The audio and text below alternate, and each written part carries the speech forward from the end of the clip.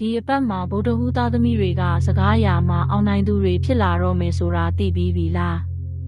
မင်္ဂလာပါရှင်2026ခုနှစ်ဖေဖော်ဝါရီလ24ရက်နေ့ကနေမတ်လ2ရက်နေ့အထိဗုဒ္ဓဟူးသားသမီးလေးတွေအတွက်တပတ်စာကန်စာတာအနေအမြင့်ကိုဆရာမကအသေးစိတ်ဟောပြောပေးမယ်နော်ဒီအပတ်မှာဗုဒ္ဓဟူးသားသမီးတွေကစကားအရာမှာအောင်နိုင်သူတွေဖြစ်နေပါလိမ့်မယ်မိမိရဲ့နှုတ်ထွက်စကားကြောင့်အခွင့်အရေးကောင်းတွေရရှိမဲ့ကာလပါပဲရှင်အထွေထွေဒီအပတ်မှာစိတ်ကူးတဲ့အကြံအစီတစ်တွေတော်တော်လေးများနေမဲ့အချိန်ပါဗုဒ္ဓဟူးနံဟာနံဝင်းစီးနေတာမို့လူမှုရေးနယ်ပယ်မှာလူချစ်လူခင်ပေါ်များနေပါလိမ့်မယ်ဒါပေမဲ့စိတ်ကူးရင်တာထက်လက်တွေ့လှုပ်ဆောင်ဖို့တော့လိုမယ်နော်ကိုယ့်ရဲ့လျှို့ဝှက်ချက်တွေကိုသူတစ်ပါးကိုအလွယ်တကူမပြောမိဖို့တော့ဆရာမကသတိပေးရစေစီးပွားရေးနဲ့အလုပ်ကိုင်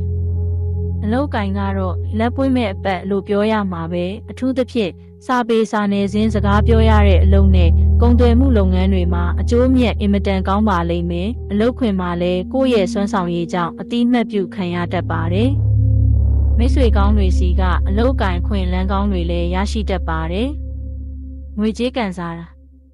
ငွေကတော့အဝင်ထက်အစုကောင်းနေမဲ့အချိန်ပါအရင်ကမြုပ်နှံထားတဲ့ငွေတွေပြန်ပေါ်လာတတ်သလိုမထင်မှတ်ထားတဲ့စုလက်မျိုးလည်းရနိုင်ပါတယ်ဒါပေမဲ့ဖုန်းကွန်ပျူတာစတဲ့ဆက်သွယ်ရေးပစ္စည်းတွေပြင်ဆင်ရလို့ငွေကုန်တာမျိုးတော့ရှိတတ်တယ်နော်အချစ်ရေးနဲ့အိမ်ထောင်ရေးလူပြိုများအချစ်ရေးမှာတော့စကားလက်ဆောင်လေးတွေကြောင့်စိတ်ချမ်းသာရမယ့်အချိန်မှာချစ်သူမရှိသေးသူများအွန်လိုင်းကနေတဆင့်ဒါမှမဟုတ်မိတ်ဆွေတွေကတဆင့်ဖူးစာရှင်နဲ့ဆုံတွေ့ရတတ်ပါတယ်။အိမ်ထောင်သည်များအိမ်ထောင်ဖက်နဲ့ခရီးတိုလေးတွေတွားရတတ်ပါတယ်။အချင်းချင်းတိုင်ပင်နဲ့ရှေ့လုပ်ငန်းစဉ်တွေချမှတ်နိုင်မဲ့တာယာတဲ့အချိန်လေးပါပဲရှင်။ကျန်းမာရေးကတော့အဆုတ်နဲ့အသက်ရှူလမ်းကြောင်းကိုဂယုစိုက်ပါဖုံမှုန့်နဲ့အေးမိတာမျိုးသတိထားပါအတန်ဝင်တာလဲချောင်းတာမျိုးအနှဲငယ်ကြုံရတတ်လို့ရေနွေးလေးများတောက်ပေးပါနော်ပညာရေးစာပေသင်ကြားနေသူတွေအတွက်မှတ်ဉာဏ်အားကောင်းနေမဲ့ကာလပါဘာသာစကားအသစ်တွေသင်ယူမယ်ဆိုရင်အလွန်လွယ်ကူတက်မြောက်ပါလိမ့်မယ်စာမေးပွဲဖြေဆိုသူတွေလည်းကံကောင်းမဲ့အချိန်ပါပဲကံပွင့်စေမိရတာဒီအပတ်မှာအညံ့တွေကင်းစင်ပြီးလက်လာပါတွေပုံမပွင့်လန်းဖို့ဆရာမကဒီရတာလေးပေးရစေဆောင်ရွက်ရန်ဗုဒ္ဓဟူးနေ့မနက်ပိုင်းမှာဖျားစင်မှာရွက်လ19ညွန့်နဲ့ကိတ်မုတ်တစ်ချက်လှူဒန်းပေးပါ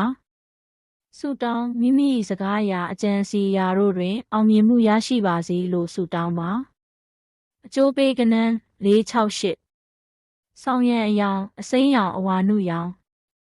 ဗုဒ္ဓဟူးသားသမီးလေးတွေအပတ်စဉ်တစ်ပတ်တာလုံးမှာစိတ်အေးချမ်းသာစွာနဲ့အောင်မြင်မှုတွေသိမ်းပိုက်နိုင်ကြပါစေရှင်။